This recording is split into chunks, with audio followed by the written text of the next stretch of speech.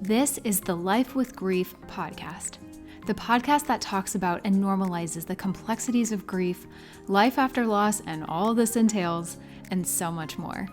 I want you to think of this podcast as a safe space where I'm a friendly face and we're just journeying through this together to figure out how to live life with our grief in tow. I'm your host, Tara Accardo. I'm a grief and transformational life coach, and I'm here to serve you guidance, support, tangible coping tools, inspiration, and some laughs along the way to help you cultivate a more meaningful, intentional, and beautiful life. But grieving or not, we're getting into countless topics here on the podcast, from coping with loss to self-development and so much more. I'm so grateful you're here. Let's dive right in. Hey there, welcome back to the Life with Grief podcast. I'm your host, Tara Accardo, and I am truly so excited to introduce today's guest before we jump into our conversation. I have been looking forward to having her on the podcast for a very long time now, and I consider her a very dear friend in this grief space we all find ourselves in. And today we are talking with Emily Bingham. She is a certified grief educator and spiritual life coach and a published author. We get all into her book in this conversation as well. And after her 32-year-old husband's death in 2019, Emily started her company called Move Through to empower grievers to rebuild their lives after loss and live fully again through transformative coaching and retreats. And as with so many guests here, Emily and I found each other through the Instagram gods. And Emily's content has always just really spoken to me and resonated with the message that I have not only at Losses Become Gains, but here on the podcast as well. And that's just, again, to really empower you to live a beautiful and peaceful life with grief. And today in this conversation, we are talking about all of that and the many, many nuances that come along with that. But not only that, what's really cool about Emily is her and I went through the same certification program to become a soul purpose and spiritual life coach. And we really just got even more connected through that experience. And just the way that she speaks about grief and her experiences and life after loss is just very much aligned with mine. And I'm just so thrilled for you guys to hear this conversation.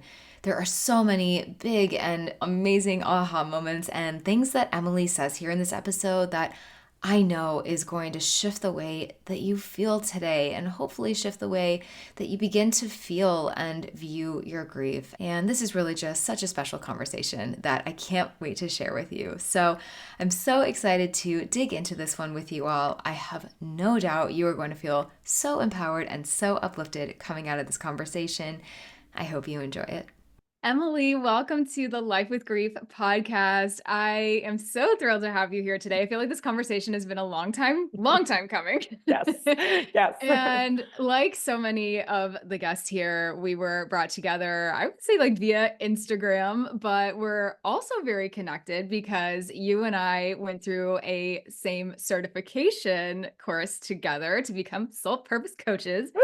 And it was so cool, you guys. Like when I saw, I didn't really know anybody obviously in this group. And then I saw Emily's name in our Zoom meetings. I was like, I know you. And then, just got connected. But I feel like we were both very drawn to that certification for a reason. And we're both obviously very much like in this grief space. But I feel like where you and I are very similar and also really connected is the life after loss and what that looks like and what that means and all the complexities that come with that. So we're definitely, because I was just joking to her before coming on, like there's so many different directions we could go with this conversation today.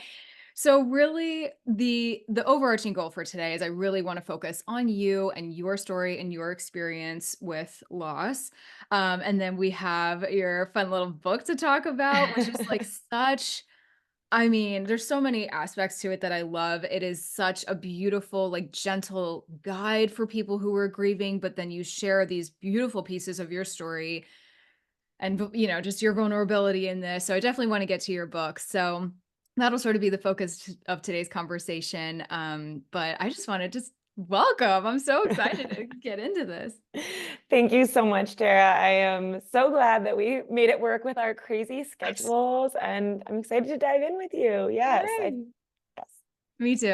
All right. So first, let's just start off with like, who you are. I always used to joke like this, like, who are you kind of outside of your story of grief and loss, but that is so intertwined, in fact. So, but just also, I just love to have people get to know you. Any fun facts, things you like to do in your spare time, like just who is the Yeah. essence of Emily? I love that because I feel like sometimes after a loss, you get so defined by your story. And especially if you're out there talking about it all the time, it's like, yeah, Mhm. who am I beyond Emily, the widow, Emily, the Yeah, grief coach? So thank you for that. yeah. Um, but my name's Emily. I live here in Denver, Colorado with my two kids who are now 6 and 8. I also just moved in with my partner and his two teenage boys, which has been a whole new journey. Chaos. But we're all living together as a blended family of 6 here. Aw. I love the outdoors, hiking, nature, being on water, any like lakes and rivers I can get into, paddleboarding. Big on fitness, workout every day, and I like get after it. I like a good physical challenge, love music, dancing. And right now I'm just really enjoying being at home with my kids, being a mom, trying to like re-engage with old friends, and I'm really deep into like my spiritual journey right now. So that's kind of Emily in a nutshell. Yeah, I love it. Girl, same. I feel like this has just been such a transformative year. I think for so many people, I feel like people are like starting to wake up a little bit. You know what I mean? Like I feel like between like clients I have or like just people on social media, like I feel like there is this want and this need for like, who am I? What is my I don't want to say purpose here, but like Yeah. what am I doing here, really? Yeah, What is important totally. to me? And people stuck in the grind, but they're like, I don't want to grind. I want to slow down. I want to enjoy. And like, I really just resonate so much with what you just said about even just slowing down, focusing on your kids. And like, and Yeah, I feel that now being a newer mom myself and just like, it does, but you don't have to have a child to have those shifts, right? Like, there's a lot of totally. things that could come up in life that could cause us to just like reevaluate and shift things Totally. and losses of identity or changes in health or whatever. So so many different aspects can bring that about. But you have such a powerful devastating story when it comes to loss. So I would love for you to share a little bit about your sweet Ian and just his story, your story together, whatever you're comfortable sharing. Yeah. Um, and then really just I'd love to have this conversation go to like how did you cope? How have you kind of gotten to the place that you're at? Not that it's not an ever evolving thing, but Yeah, yeah. All right. Well, we're gonna try to do like the Cliff Notes version here. No, this is never a simple I thing to know. answer. It's like these are like the major points and so much behind the scenes, right? Yes, yeah. Yeah, so Ian and I met when we were 18 years old as freshmen in college. It was like immediate fireworks, romance, like head over heels, like this is my person. And we dated the whole 4 years. We took a break at the end of college to kind of go our own ways. And the reason I go so far back is because that is when he actually got diagnosed with cancer, when he was like 25, 26, like right out of college. And he was living at China at that time, um, kind of pursuing a career in hotel management out there. I was on my own path back here in the States, but ironically, that diagnosis is what brought us back together because we were both kind of like following our careers, but then we realized, life is short. Be with the person who you love, I think, after he got his diagnosis. So we got back together after that. We got married. I'm so sorry, Miley. No, thank you. We got married. That is my cute King Cavalier who Oh loves my goodness. attention. We got married, we started a family, and cancer was still very much in the background. We had been going out for like treatments and radiation and whatnot, but we just thought we had it under control. I think in both of our minds, we thought, we're just gonna treat it. It's gonna be done. Like, we're gonna beat this. And we really like felt that within our heart of hearts. We did not think of Ian dying as an option. So it wasn't until the fall of 2017, after Izzy was 2 years old and I was pregnant with my second, that we found out that his cancer did actually metastasize. And the cancer that he had is called uveal melanoma. It It's really rare, especially for young people, and there isn't a cure. So we decided to pack up our bags, move out to Colorado, where we had more family, and pursue treatment at MD Anderson in Houston, Texas, which was like the experimental treatment route. So it was kind of like a Hail Mary, right? Like, we're going to try anything to try to beat this, but we really don't know. So at that time, like, my son was born. I was raising two small kids, taking care of Ian, flying back and forth from Houston to Colorado. It was just like, Emily, how did such you? I cannot. it's so crazy. Like, our I know. bodies are so wild. Like, when we're put into a Survival. situation where we have to survive, it's like we do. Was I like feeling anything? Was I process anything? No. But like, we were doing it, right? Yeah. Yeah. So that went on for about 15 months. And then in February of 2019, it was kind of toward the end of Ian's journey. And he was just like, Emily, we just keep getting no's. It's not looking good. I feel like I need to go back to my hometown of Hawaii. Just because I'm afraid that if we don't go now, I won't ever get to go again. Yeah. Yeah. So we went there thinking that we would return back to Colorado to try more treatments. Okay. But I think once he got there, it was just, I don't know, like, I think subconsciously your body starts to be like, all right, it's time. He checked into palliative care.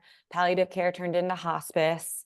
And 24 days after my son took his first steps, Ian passed away in hospice, in home hospice. We had a guardian angel basically give us a beach house for him to pass away in. And it was like a beautiful passing for what it can be, right? Like, I am so grateful for that. And then, gosh, I mean, in terms of where I am now, I think having the peaceful passing, being able to say goodbye, definitely supported me in my grief journey. It wasn't, I mean, it's always, I think there is a level of trauma in all of our losses. I think a lot of it was more the anticipatory grief that occurred. But I guess what my grief journey looked like, it was very surreal the whole first year. Yeah. I don't even think I really felt anything. Like, I was just kind of numb, dissociated. Yeah. And I kind of judged myself for that, because I thought I should be a basket case falling apart on the floor in bed. Yeah. And that's okay if that's what, your grief looks like, but mine did not, because all of our grief looks different. Mine was very much like, all right, what am I going to do? Like, straight up survivor mode, lots of anger, lots of anxiety. And the way that I coped with those two big emotions, I didn't even have a lot of sadness the first year, was by going to the gym and moving through it, right? Yeah. Literally moving. Literally moving through it, like the energy. I was like, I need to get out. I also had two kids, so I learned how to ask for help, like, very early on. And it wasn't, it was more that like, this was a really hard thing for me to admit, but I didn't want to be a mom. I didn't want to be a mom to my kids without their dad. Like, I was like, I didn't sign up to do this alone. So I had a lot of anger and resentment around that. But luckily I had two really supportive parents and a community who was able to say, it's okay, Emily, do your thing. We got the kids, and so I would say my grief kind of looked like that for like the first 2 years. The anger and the anxiety started to subside. And as I released those emotions, more sadness came in as I began to like accept my loss. At that time, another really pivotal piece was starting my company, Move Through. There's a massive loss of identity. I think in any type of loss, but for partner loss in particular, because your lives are so intertwined. I was like, I'm no longer a wife. I'm a mom, but I'm not the same mom who I was. I'm now a solo mom. I'm also now having to figure out how to be head of household and like the breadwinner. So it was like all of these new roles were coming down on me at once. And I think for me, in hindsight, it was easier to put a lot of my energy into my business than it was to like see my two kids without their dad, like it was almost like a subconscious choice that I made. And so I started my company, Move Through, which was basically merging grief with fitness. Because at that time, all I wanted to do was talk about my loss. It was like, it just felt so big, so alive. So I started sharing my story online, started connecting with other widows. I started feeling less alone. And that, writing about it, talking about it, connecting, feeling seen by other people, and then turning it into a business to help others, like all of that helped me create meaning. So meaning making for me was like a huge pillar of healing. Yeah. I don't think I could have done it without it. And I know for some, meaning making comes a lot later in the journey, but for me, it was like I needed the light. I needed to see some good coming out of this horrible experience as like my lifeline to continue on. So I would say fitness, community, meaning making, were like my really big pillars of healing, I guess, that supported me to get me to kind of where I am now. Oh my God. What a freaking journey. And then there's a lot more, but I just like I'm sure. I know so many little nuances, I'm sure. Um, there's so many things I want to ask you right now. Well, thank you so much too, also for like kind of like defining and going into like what you mean by like finding purpose and like finding meaning and stuff, because I feel like I hate to use the word triggering, but like I feel like some people are like, I don't I don't want to find meaning in this, or like what do you like, that is never meant to take away from the losses. I think you even write about this, or you Yeah. mentioned something about this in your book, where it's like it's not meant to take away from the loss itself. It's not meant to, it's not putting a band-aid on it, right? Right. It's that is a process. And so often I mean, this was like part of the certification that you and I went through. It's just like there's like almost like a rediscovery that can happen as far as like, okay, like kind of like I alluded to in the beginning. Okay, we've been through like a massive transition, a massive loss, a massive whatever, in the form of quite literally a death. But then, as you were saying, like so many shifts in identity, and I'd love to like Mhm. dig into that a little bit. But Yeah. um, and then from there, it's I think our perspective just changes. It's Mhm. like we don't necessarily like things that maybe meant something to us before, like not that they don't now, but it shifts, or you just realize like life really is short. Like I maybe Mhm. don't want to be here doing things that I don't want to be doing, or we realize how precious things Yes. and life truly is. Um and how it can just turn on a dime, even though it maybe is like a prolonged illness or something, either way, Yeah. like the second he died, like your life was never, not that it was going to be the same prior to that either, but like Right. that was really pivotal for you. So talk to me a little bit about, I mean, I can only begin to imagine that type, like that. I've been through anticipatory grief myself, but not Yeah. with a partner, and certainly not with kids on top of it. So, I mean, like you kind of mentioned, like you disassociated a little bit. What was that anticipatory like? Did you imagine your life without Mm. him? Like, I don't know, just walk me through Yeah. a little bit of that if you Yeah. can totally black all of that out, because I also would No. did that. No, I know. I But, like, definitely, how does that even yeah, I would definitely future trip. And I think that's one of the hardest parts about anticipatory grief is like navigating the uncertainty of it. yeah. Like It's like I the think in your it's face just grief, but then you're, like, also trying to he figure out, like, what the hell am I supposed to do when this officially right. comes to, and I know there's Right. listeners here going through anticipatory grief, like Yeah, and it was yeah. like I just remember I would like I have a journal entry of me where I'm like sitting there seeing Ian get a Ipi Nevo what are they called? Just med or transfusion, I don't know, but he was getting Yeah. medication, and I just remember being like, all right, there's like three different outcomes here. He would get better. Obviously, that's what we all want. Right. And we can go back to like, we can live our life with like a renewed sense of appreciation for it. And I would kind of play out that scenario and be like, oh, that'd be like amazing, right? And then I was like, we could still be here, like in limbo, like basically living our lives in between hospital visits. And that's the hardest part. It's like, well, is he going to be okay? Can we take that trip? Because is he going to have to, is he going to have a trip to the ER or whatever? Is he going to be around for Theo's next birthday? Just all of that, like uncertainty. And then the third case scenario was he dies.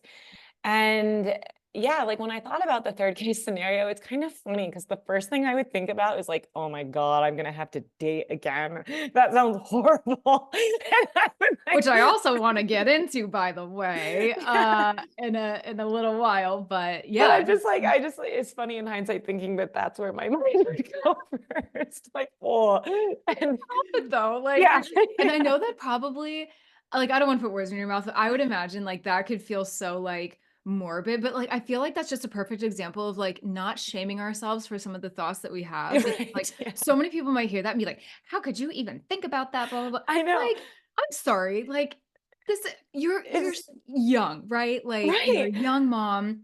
You're like, I'm sorry, I'm not about to spend like next however many Exactly. decades by myself. Like these are natural and normal thoughts. So I just want to also like share for Name anybody that. Yeah. feeling any shame around thoughts that they might be having. And like here we can like kind of low key laugh about it now. Like Yeah. just throwing that out. Yeah, no, totally. But they like that's where my mind would go. And then I'd be like, oh my God, I don't even want to think about it. Like Yeah. rewind a bit, like come back to the now. But um I also think, Tara, that we were both in like kind of denial around his death. Oh, So sure. like I would kind of go there, but then I'd be like, no, no, no, I'm not going to think about that. Right. Yeah. And again, in hindsight and in, unsolicited advice for anyone like listening who might be in the anticipatory grief journeys, like hope for the best and prepare for the worst, because I Yeah. wish that we had had more honest conversations about what life would look like without him around, not for me, but especially for my kids. And like, we had to have my dad, who is a doctor. I have a lot of doctors in my family. They were all kind of like, Emily, like, read the writing on the wall. Like, you need to get your will, your estate, like all that stuff in place. And I'm so glad that we did. Because I see so many families now working in grief who have to go through that and just like the extra heartache and suffering that it can create. So we had some, but we could have had more. And like we never had a moment where we embraced each other and cried and like really were able to like say our goodbyes. And I missed that. And at the same time, like hindsight is 2020. Like I don't know if Ian could have ever accepted the fact that he was dying. Like I did kind of ask him, can you write a letter? Can we have this conversation? What do you think it's going to be like? What are your wishes for the kids? And he'd push back and kind of get angry and say, Emily, like everyone thinks I'm going to die. I don't need you to think so too. And then I just kind of like ran away from it. Like, okay. Like, yeah, I Yeah, don't wanna upset them. Like, exactly. But what was cool is like putting my story out there and talking about this on social media. I had like hospice nurse Julie and hospice nurse Penny mhm, would weigh in. They're big on social media. And I remember them like responding to one of my videos saying, yes, like everyone focuses on the person who's dying and we're all tiptoeing around them. But what we have to remember is that the journey of someone dying isn't just about the person dying. It's about the person the people they leave behind. And thus it's a shared journey. And so I was like, wow, like that changed my perspective a lot on like how yeah. I might have done things differently. But, often we learn through experience, especially with something like this. Yeah. Yeah, I mean, it's tough, So like, you can't go back, and you're right. just we've talked a little bit about survival, like, you are just doing the best you can in the moment, and if Hmm. you know that, and that is like, for me, where I try and give myself a lot of grace and permission now is, like, knowing that I was truly doing the best I could. Yeah. I had never been through anything like that before. I had never Hmm. lost one parent, let alone 2 or whatever. Like, Yeah. I didn't know what the hell I was doing, Yeah. like, or that everything was that I was okay, or that if I was escaping into work a little bit, or I was, like, trying to just keep my head above water, that was, like, not me being selfish. It was actually, Right. like, I was t really doing the best I could not to, like, completely lose my damn mind. Like, Right. And like we had to be the person who we were and learn yes. those lessons to get to the version of ourselves who we are now. Right. Like I struggled with that for a little bit, Yeah. but then yeah, exactly what you said, like just so much grace and forgiveness and acceptance because we just didn't know any better. But your Yeah. brain can trick you into thinking that way. Oh, So yeah. Yeah. yeah. It's tricky. Yeah. Uh Hey, my friend, are you needing some relief from your grief? If so, I have an exciting new offering that will help you get exactly that. My 14-day Relief in Your Grief challenge brings you powerful, impactful, bite-sized daily content alongside the perfect meditation. One of the biggest struggles I hear from my members, clients, and people on social media is that they just need some relief from the stress, sadness, and pain that grief and loss can cause. But here's the thing, so many people are lost and unsure about where to start. This can feel like a huge thing to tackle, so we are doing it together, and we're starting with just 14 days. Give me 2 weeks and I will help you begin to take that anxiety, heartache, and anguish and turn it into peace, clarity, and hope as you move forward with your grief. Seriously, what do you have to lose by joining?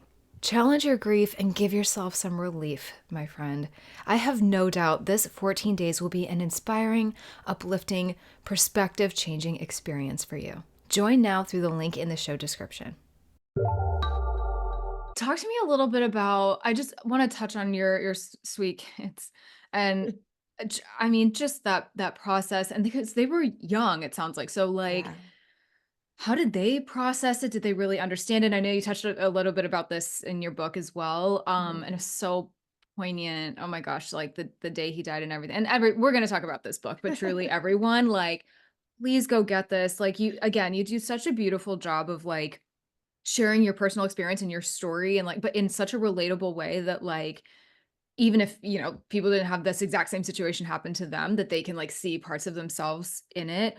Thank you. But then again, it's just such a beautiful tool. So we're going to come back to the book, but I remember you mentioning Yeah. this part of the story. So like, talk to me about like just a little bit about like that day or like the days sort of after, and then just like since then, like how Yeah. has it been navigating this with 2 children on top of it? Yeah, absolutely. I mean, children's grief is like a whole nother I wouldn't even know. different like ball game, right? Yeah. But and so I started getting like seeking out resources early on, like a Good. therapist and just learning about it. But really, children's grief is all about talking to them about the death in a way that's age appropriate and not trying to sugarcoat anything. So our approach was to be very matter of fact and Mhm. try to explain it to them in terms that they could understand, and not using any euphemisms like daddy's gone to sleep, like it's daddy's dead. Mhm. His body stopped working because the cancer made him sick, explaining that cancer is not like a cold. It's not like something that you can pass on to people. It's really rare, so that they don't fear that they're getting Yes. it. Yeah. They're going to get it. Explaining to them that it's not their fault. It's not my fault. It's not God's fault. It's not dad's fault. I mean, the doctor's fault. Like, Yeah. we all tried our best. Yeah. Yeah, but we just tried to make it try to like address any of the fears that might Mhm. be coming up for them. Like, mommy's okay, I'm still here. But I do tell them that, I'm not going to promise them that I'm always around. I mean, Right. even after Ian died, I said, most people grow to live to be 80, 90, 100 years, but it's not guaranteed.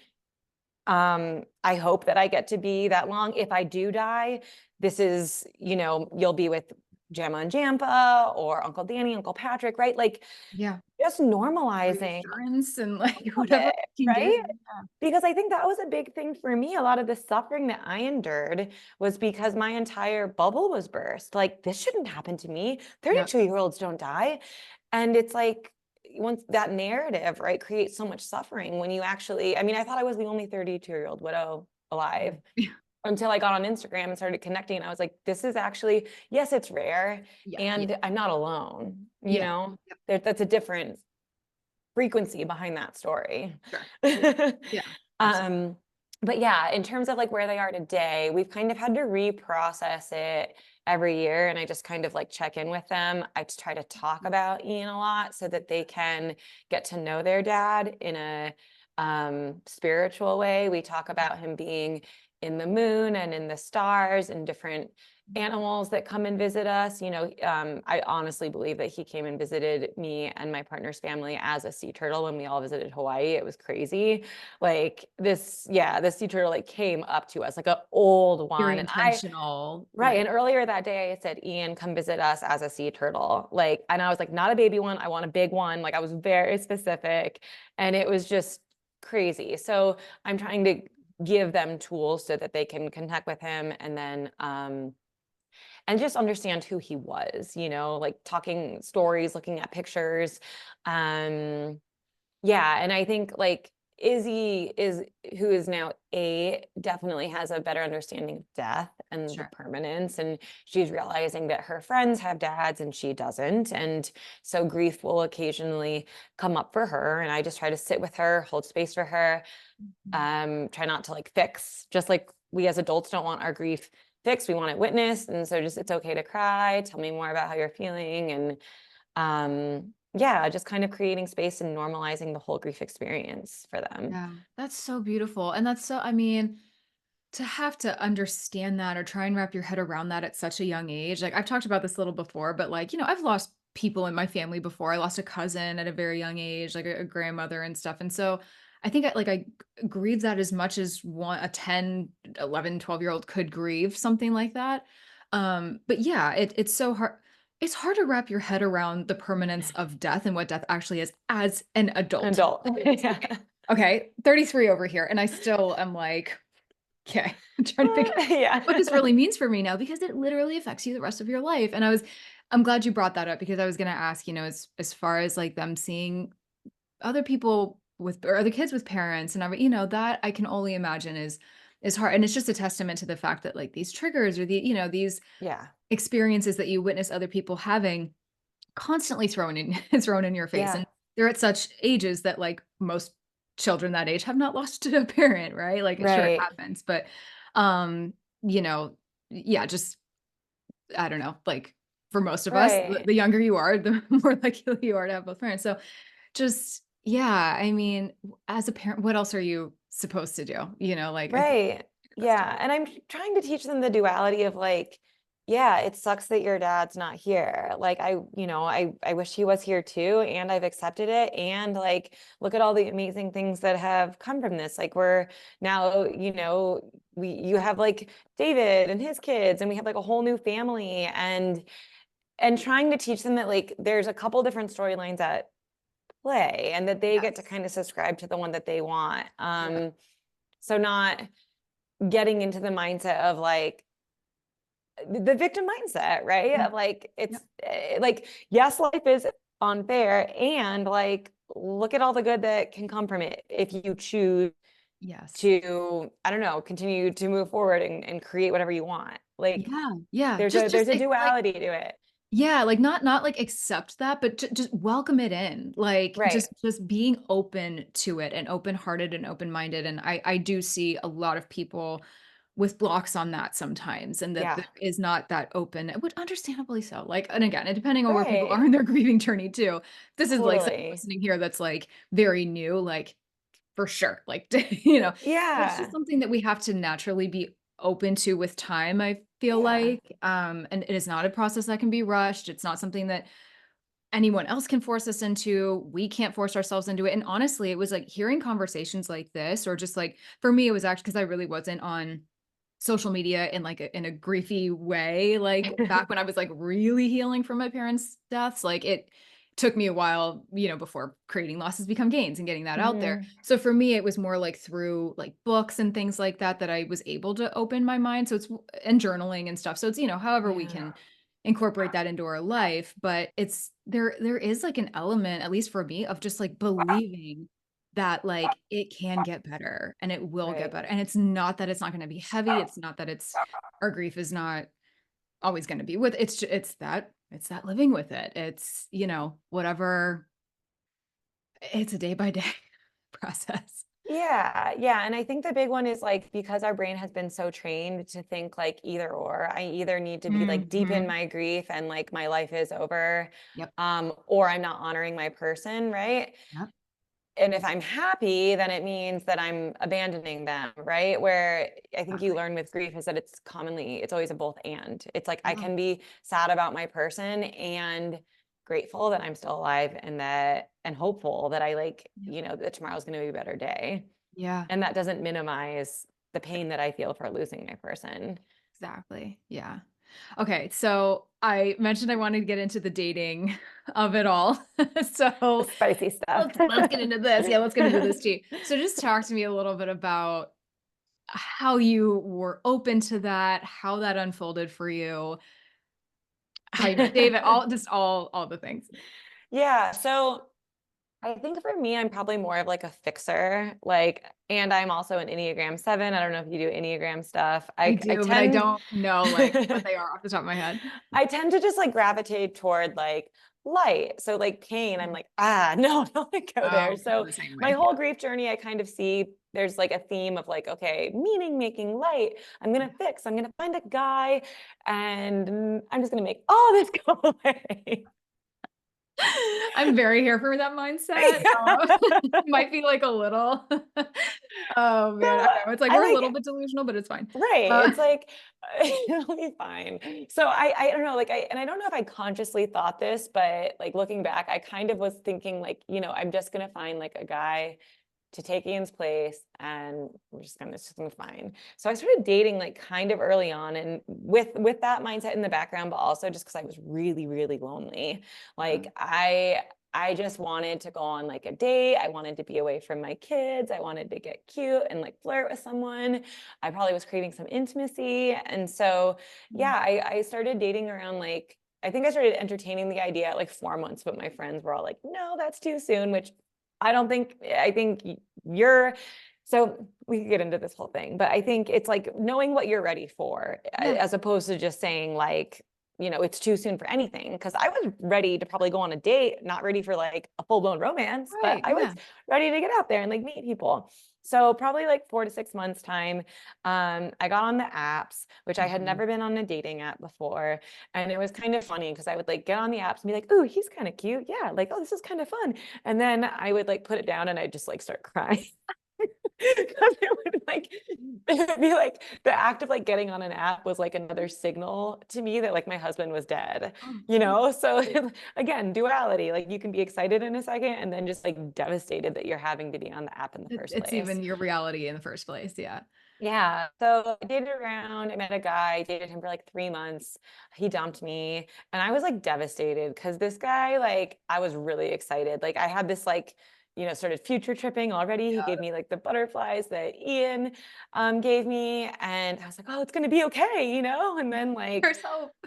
boom, like dumped me over a text message like right before Christmas, like my first Christmas without Sure. my dead husband. It was really brutal, but it was like the best thing ever in hindsight because it just helped me see the void, right, that I Yeah. was trying to cover. It like Yeah. dating was a band-aid and it really forced me to heal on my own. I think since then I have gotten a lot more. I would say first I learned how to love myself. Like Mhm. I realized that I had been dating from a place of loneliness, so I figured out how to be good on my own, how to Mhm. love my alone time.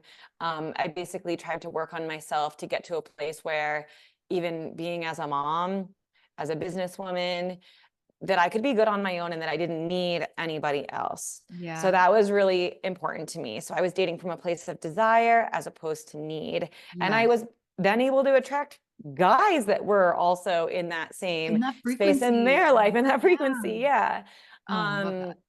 so yeah, I met David 3 years ago on an app and we dated for like 2 years and then just last year we moved in together.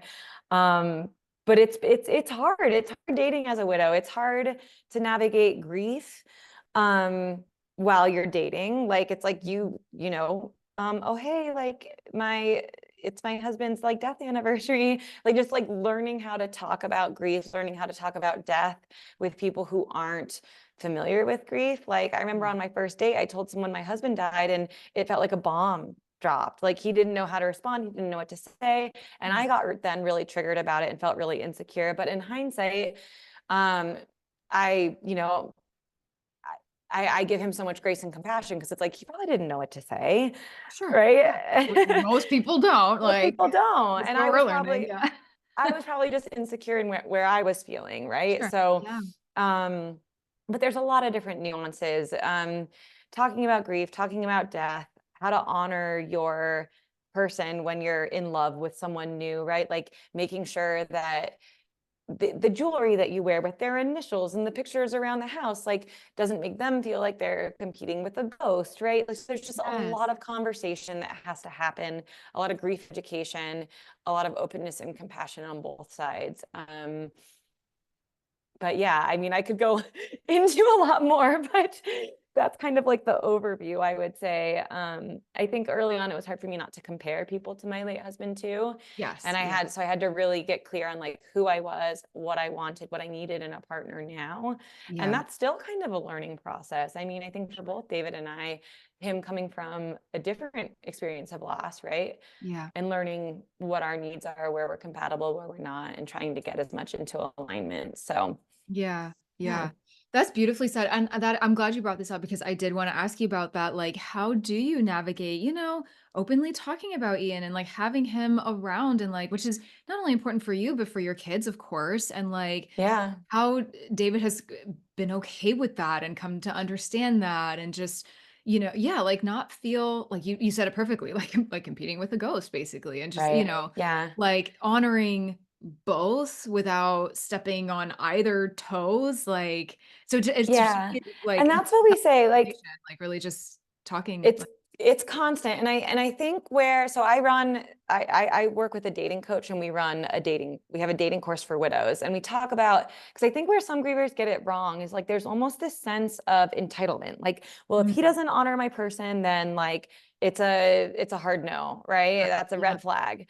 But you got to be honest with yourself too. If you're in a relationship with someone, then you have to kind of consider their needs as yeah, well as your own, right? So it does become a conversation. right, And so for me, like early on, certain pieces of jewelry, like I had to wear, mhm, right? mhm. But later on in conversation, like with David, like he's like, that's really hard for me to like see all the time, because I feel like you're not really like Holding on to him or with even, me, you're holding on with him, and it's like interfering with me. And I was like, you're yeah, right. Like I kind of get that. So I was able to hold space for him. And then I asked myself, how important is it for me to wear like these earrings? Do I need to wear it?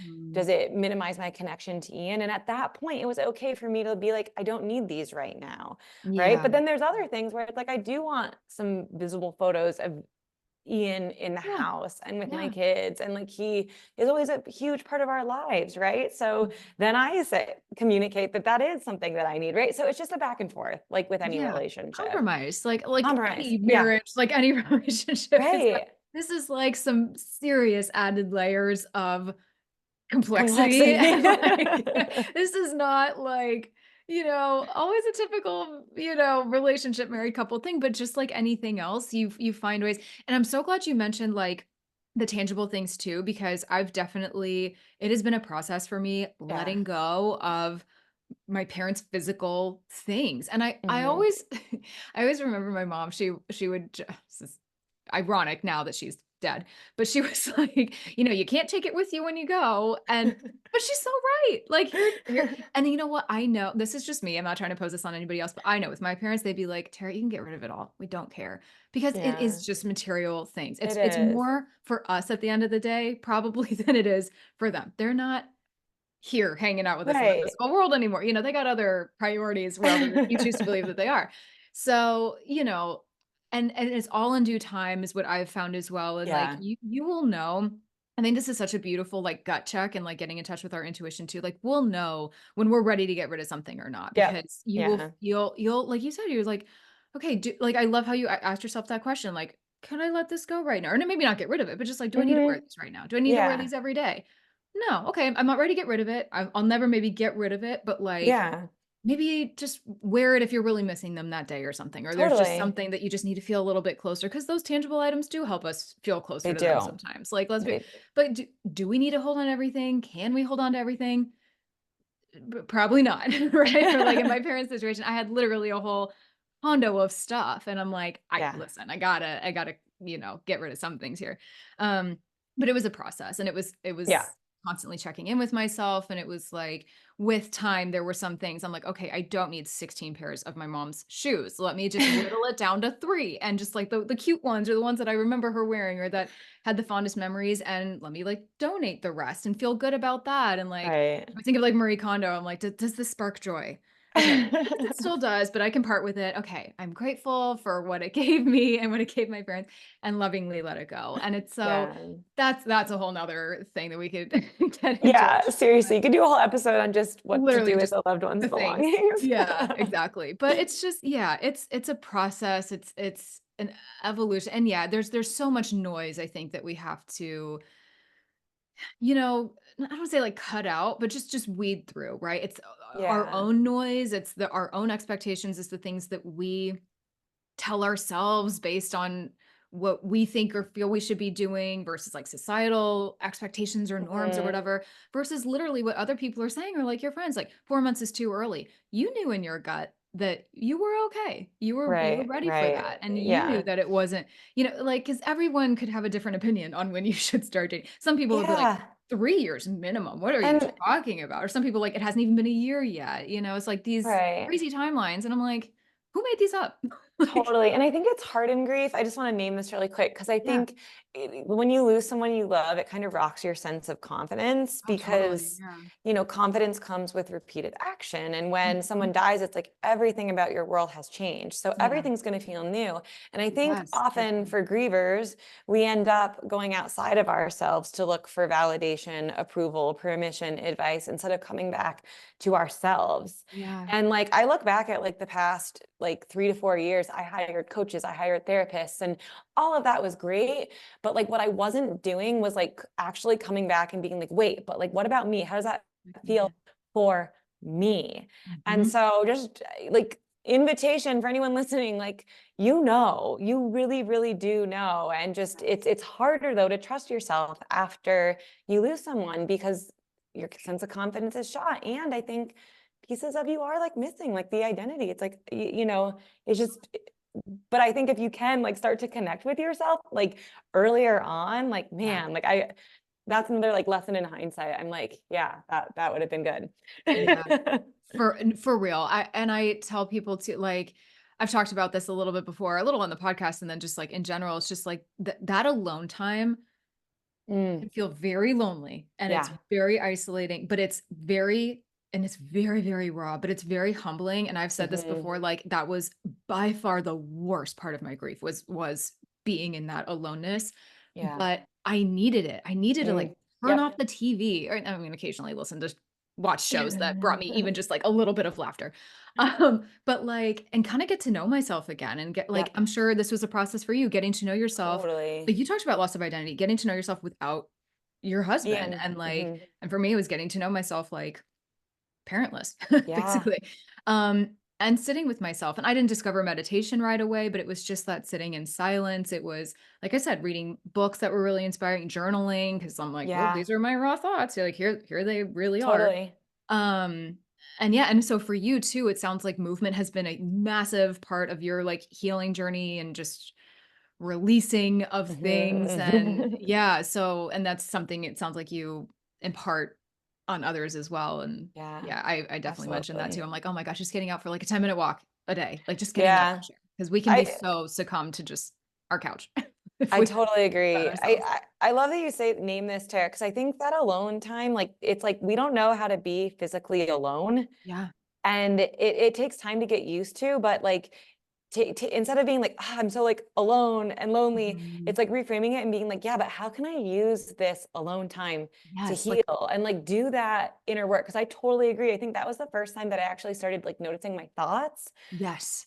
Which are and like, scary, to which be I'm fair. Like, sorry. it is like a really scary thing to actually hear. I see why people numb themselves or they just disassociate or they don't want to because it is very dark sometimes the things Right. that come up. I get it. Yeah, But but it that's is like the path. important. Yeah. Yeah. Yeah. It's pivotal. It's not always fun work to do. Like, I'll I mean, just that's yeah. consciousness. It's Yes. right. It's like instead of being like running our lives on automatic programming systems, it's like Yeah. looking at our thoughts and being like, oh, that's why I'm showing up this way. And that's why I'm Yeah. feeling this way. And it's like, I think it's the path to freedom. I honestly do. It starts right there For sure. with the awareness. Yeah. Yes. Beautifully said. Real quick interruption here, and then we'll get back to this episode. If you're someone who is experiencing some form of loss and are trying to navigate the complexities of grief, which you likely are in some capacity if you've stumbled upon this podcast, then this message is for you. If you haven't heard about my Life with Grief membership and community yet, this is truly something you need to check out. This membership is here to guide you into living a deeper, more meaningful, and full life after experiencing loss. Who doesn't want that, right? I created this membership because I know what it's like to navigate and cope with grief on a daily basis, and I know the tools and support it takes to do this effectively. I've done the work myself, and I've coached people just like you to do the same. It comes down to having impactful, effective resources and tools at your disposal, having the right support around you from people who can understand and empathize with your grief, and having encouragement and inspiration around you consistently to not only elicit and spark change, but to keep it and keep the positive momentum going. Enrollment opens once a month for a limited time. Check out the details linked in the description, and I hope to see you in there. Okay, so this is actually a perfect segue into your book, which I want to just touch on in the last few minutes here, because one thing I remember you writing here was about like curiosity and also getting curious about your grief. And I think that's just a beautiful segue. So for those who are actually watching this, here she is. Well, my Zoom is blurring this. Thank you, Zoom. It looked like it's censored. But here we go. Okay, back a little bit. So first of all, it's also just like the most beautiful book. I don't know who did the cover, but it's like stunning. And I just love it. Move, grow, and thrive through grief. And I love the word thriving because, again, so many people I feel like are like, nope, I'll never thrive again. What is even joy? What is even happiness? What is life? So again, and you say it here perfectly, every grief journey is different, but we all need reminders. And this book, like I said earlier, it just really touches on so many aspects of grief and the common things that people can think and feel. So really, like, no matter what your grief and loss journey looks like, there is something, this sounds so cliche, what I'm about to say, but there's something in this for everybody.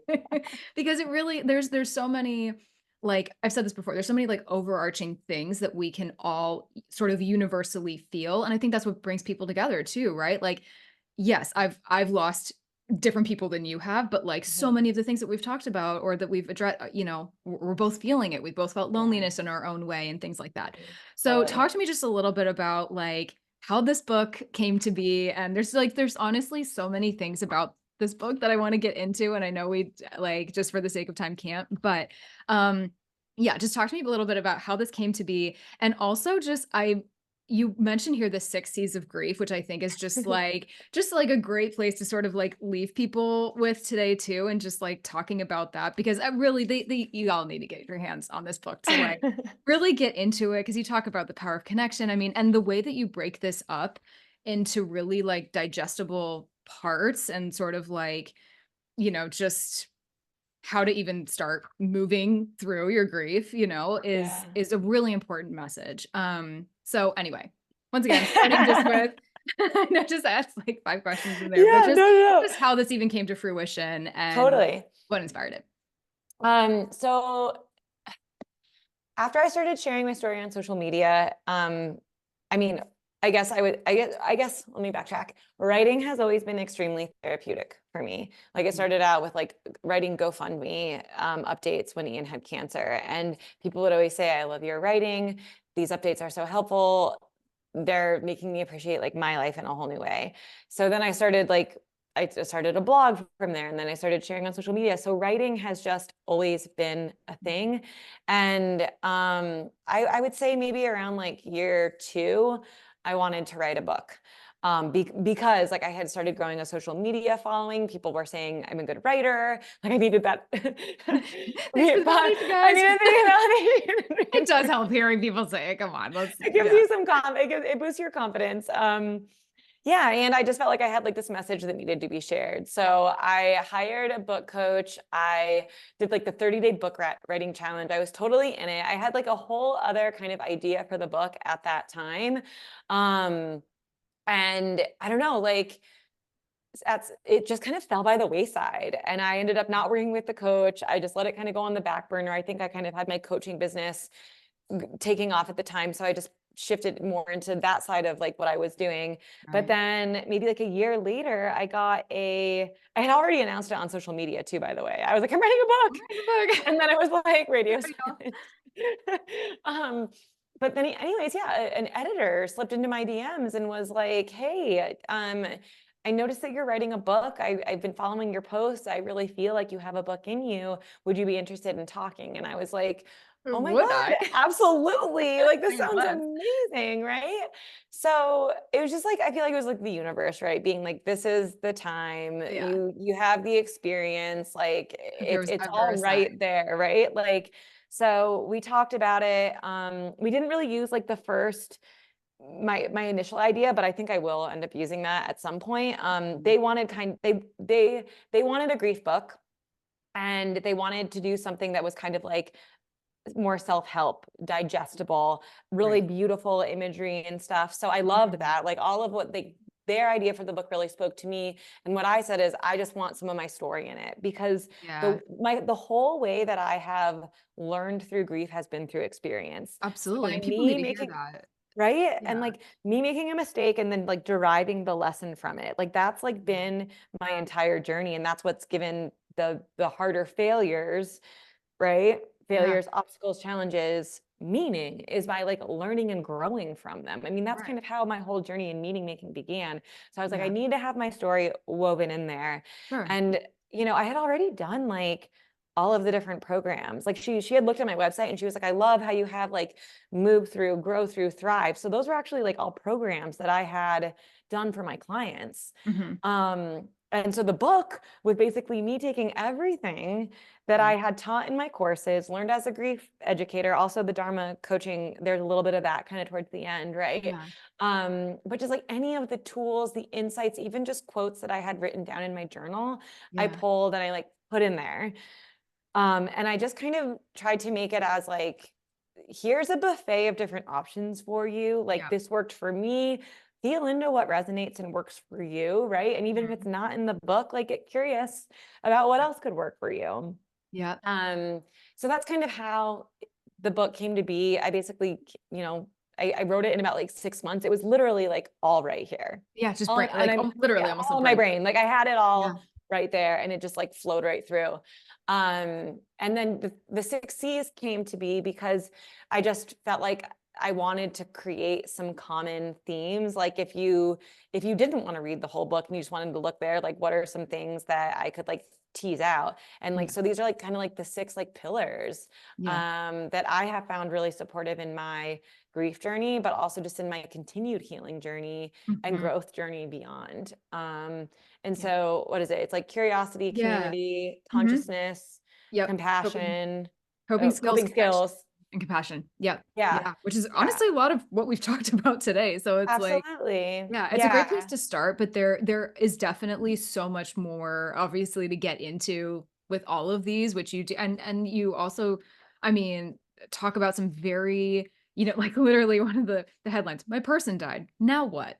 It's like that's like and just getting into that and like, the things that you talk about grief myths and like, is this normal? And like all these things that we've, kind of briefly Right. touched on today Yeah. Yeah. to even start. But one thing I love that I would just wanted to call out, and again, we could totally dive into this entire book, but I think just such a beautiful thing that you had brought up was like becoming your own grief guide. And I've Yeah. said this before to people too, and I say to my clients, you're not going to have me barking in your ear every, I'm not there 24/7. So we Right. really do, Yeah. we are coaches, like there we can help people along, but like what about the other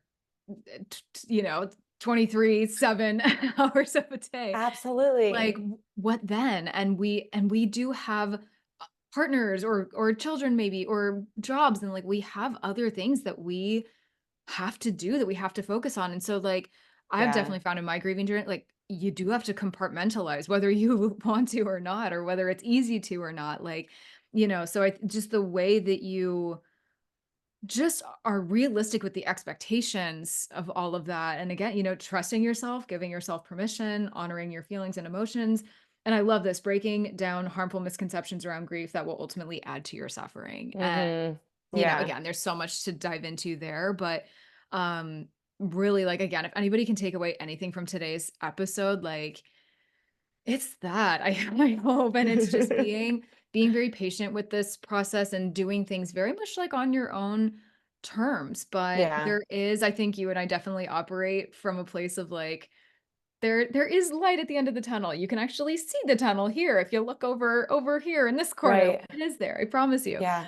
But yeah, I mean, so much of that, we've talked about this, it's like it's our mind, it's our mindset, it's reframing, it's getting curious, it's asking the hard questions. And sometimes it is really nice having a guide or a coach like Yeah. use those questions for because it's hard to do that reflection with ourselves if we're not I, yeah. trained to do that, right? I totally agree. Yeah, And even just being in a group, and maybe it's not even being in a group and just having somebody else who's like just maybe in a similar reflect. situation, but kind of handling their grief in a different way, or they may have a more like optimistic mindset or something, but it's Mhm. like just seeing that kind of shifts something within you, and it Yeah. might just spark a little like light bulb and be like, that's interesting that they're able to do that. And instead of being like, oh well, what's wrong with them, it's like get curious, shifting Yeah. criticism to curiosity always, right? Like, well, that's interesting, I wonder how they're doing that. Yeah. Yeah. Yeah. Yeah, it doesn't I always feel like these things don't come up for no reason. Like this book did not Hmm. come up for no reason. Like I really feel like it was meant to be put into the world when it was because Yeah, me it's a too. needed resource or just like, maybe people hearing this podcast episode need to hear some of this right now. And I've said many times like there were things that were perhaps I was too early on in my grieving journey to hear or to be Totally. receptive to, but I needed to keep hearing these things to even believe that the hope was there, Right. that Yeah. progress could be made, that I would not be this lonely or this lost or this Right. confused or this sad or whatever Yeah. forever. Yeah, totally. And it's funny because like I know we're like running out of time, but like I think I talk about triggers in the book, and it's hard when you're in the beginning of grief and you're getting triggered all the time. It's hard to like regulate your nervous system and lean into a trigger. But I always say like triggers are the invitation. And I think I read about Mhm, it somewhere. It's like mhm. if you're getting triggered, that is like a main invitation to get curious about it, Yeah, because that is like maybe your more. map to something that's unresolved within you. Yes. And I think it was David Kessler who like taught Yeah, me that. Yeah, he's amazing. he's amazing. Yeah. But yeah, like the stuff that activates you the most is like where the healing resides. And so if you're getting triggered by something, it's like, oh, okay, that's fun. That's interesting. No. Let's see what that's all about. Now I'm thinking, I'm like, where am I getting triggered in like my relationship right now? Where I need to Yes, like right? lean Yeah, you can apply this to in. so many You parts can of apply your it to life. so much. Yeah. Yeah, yeah. This So no, seriously. I mean, we again, we can laugh now. Grief does, open us up to wanna and need to like explore things like that, but we really can apply so many of oh the yeah. coping tools and so much of this healing in other aspects of our Yeah. life, our job, our relationships, things that just don't feel like I think you Totally. and I both have really we're in this like phase, this era of like alignment and what feels good Hmm. and what feels right and in all aspects of life. Yeah. So, I invite everyone like, when you're open to it, like using your grief to explore, just to get curious like we've been saying. Yeah. Grief It's has been a big, big teacher for yeah. sure. It's like opened up. I mean, now that I like really think about it, it's like Yeah. what brought me into consciousness, into Yes. coping skills, like Yeah. self-love, like all of it, because that as a means of survival. And Yeah. like I'm grateful for it. Yeah. Absolutely. Like it's horrible to lose someone, and like I trust that like this is what my soul needed. Like Mhm. to Yeah. evolve and to grow and to continue on its path of truth. And I believe that Ian is here with us. Totally. And yeah, it takes a while to get there. And if it feels triggering, like that's okay. Lean into it, feel it. Like we're so afraid Yeah. of the pain, right? Yeah. Um, that's also easy for me to say 5 years out. So I honor know I where always you're forget at, to like preface grace and things. compassion. I know it's always hard. I'm like, yeah, I you got to know. meet people where they're at. Yeah. But I think just trust, right? Like trust that there's light to come. Yeah. So Oh, that's such a beautiful way to end this conversation. I seriously, Emily, we could talk for hours. We already I know. We've done an know. Instagram live before too. It's just like, oh, there's so many beautiful aspects that we could dig into here. But I think that's a beautiful message to leave people with. Yeah. Yeah. Where can everyone, this will all be linked in the show notes, of course, but where can everyone find you to follow you, potentially work with you, all the good things? Yeah. Just Emily P. Bingham. I'm on TikTok and I'm on Instagram. The book is on Amazon, Love and Grief. My website is Move Through Grief. But there might be a little rebrand coming on, so I'll let you know. Okay. We'll go follow along, obviously, for any fun updates. Thank Yeah. you so much for your time today. I knew Yeah. this was going to be a beautiful and transformative conversation. I just hope everyone can just, again, like you said, we're meeting people where they're at with grief. And I think Yeah. just, yeah, we are a little bit further out at this point, but like I said, just hearing these little snippets, I always Yeah. joke, like, keep this in the back of your head for later, maybe, or revisit this episode if it was a little tough to hear some of this right now. But Totally. I mean, just what you have created. And I've said this before, like, it's not like we have to create these like grief empires with Right. with what Yeah. we've done, but this was our path, and it's very interesting. And I'm going to ask you this super quick before we leave. I had someone ask me this very, like, poignantly. It was a nice way that they asked, but they were like, "Do you feel like," how did they word this? It was like, "Do you feel like your parents' deaths have, like, led you to the work that you're doing now? Like, do you almost feel like it was sort of, like, meant to happen for you to, like, sort of find Yeah. your soul's purpose here?" And I'm curious because we've both been Yeah. through this particular education, like, what are your thoughts on that? Do you Yeah, wanna share that a little bit? I love this question. Like I have chills as you say it because And I'm what I glad I want to asked. say is that when Ian first died, I would have said, "Fuck no, Tara." Absolutely. Same. Like I was like closed off to all spirituality, closed off to God, like any of it. Like, "Don't come at And me right yeah, now." so it's been like year 3 is when I first started like opening the doors, like through signs and just, synchronicities, like wanting that connection, talking to a medium.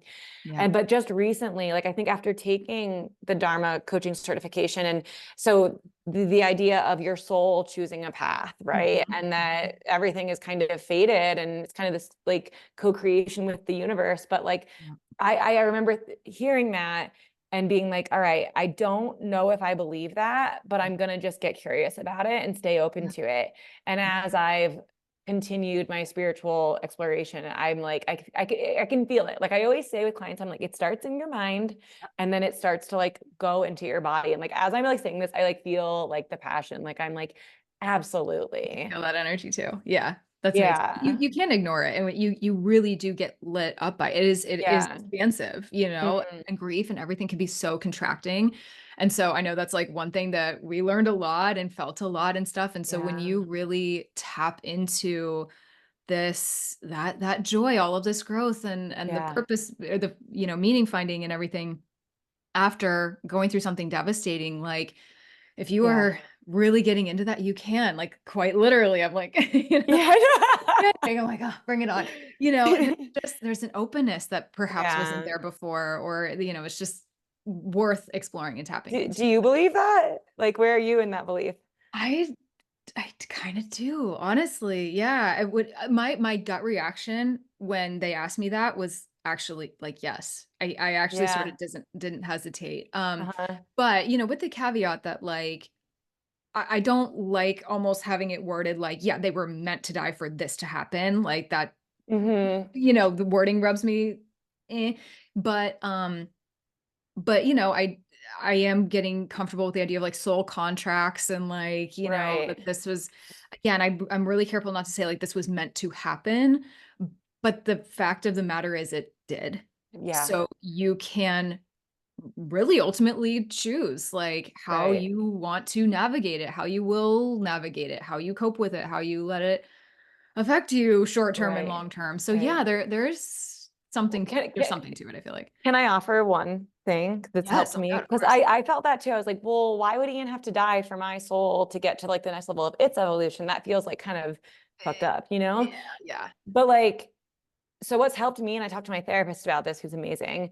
She's like, well, if you take morality out of it and Mhm. see death for what it is, like Yeah. you don't look at a forest fire burning and then be like, oh, it shouldn't have died so that the regrowth could happen. It's just a part of the evolution of life. Yes. And so seeing Awesome. death, if you take the morality out of death and see it as like, it just is. Like sometimes like Absolutely. my husband dying at 32, like that was his time. Mhm. And right? Like, and not making a story of like how it was unfair. It's just that we all are on different timelines. I don't know. That's been kind of a new, that kind of unlocked some stuff for me to be able to just accept, like, it literally all just is. And there's some sort of like a divine rhythm to all of it.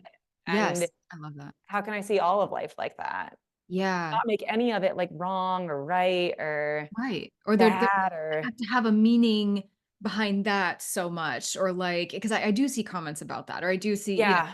I see a lot of that on social media, or like, you know, people confused about that, or they are trying Mhm. to find, because death It's is confusing. tricky. And you know what Mhm. And our um mind wants to make meaning out of everything. It wants to yes. create like a story. And so Yeah, so, like, to taking just the be in, ego out of it kind of, and just, yeah, like you said, it yes, just be, which is, like, so hard to do. so hard. It's Like so I don't hard. wanna just be, I wanna, like, have my person back. I get it, but you talk about it here. You mentioned the consciousness and part of it, and that is, like, a whole thing to unpack, but, um, Yeah. no, there is so much truth to that, and I love Yeah. that analogy too, actually. That's, yeah, that's beautiful. Again, Yeah. these reframes, I know. these We need a mindset part shifts, two. We need a they're part two, girl. powerful. I know, real talk though. Yeah. If we have time Thank in you our so schedules. much for everything today. I'm Yeah. glad we kinda just had that little last Yeah. Yeah. Thank you. I'm like so there right now. Yeah. It yeah, was great. yeah, that was meant to come up. Yeah. I feel that. But no, seriously, thank you so, so much for your time today. I have no doubt everyone listening here can walk away some very, very impactful little nuggets of wisdom. Everything that you mentioned will be linked in the show notes. And I love chatting with you. I know you You're too, so fun. You're Tara. just a Thank ball you. of light, and I love Same. it. So thank you so much. I appreciate it. Thanks, Tara. I am sending you a huge thank you for tuning into today's episode, my friend. I'm so grateful you're here and for the steps you are taking to heal your heart, open your mind, fulfill your soul, learn, grow, and evolve, and move through this crazy thing called life in big, beautiful, impactful ways.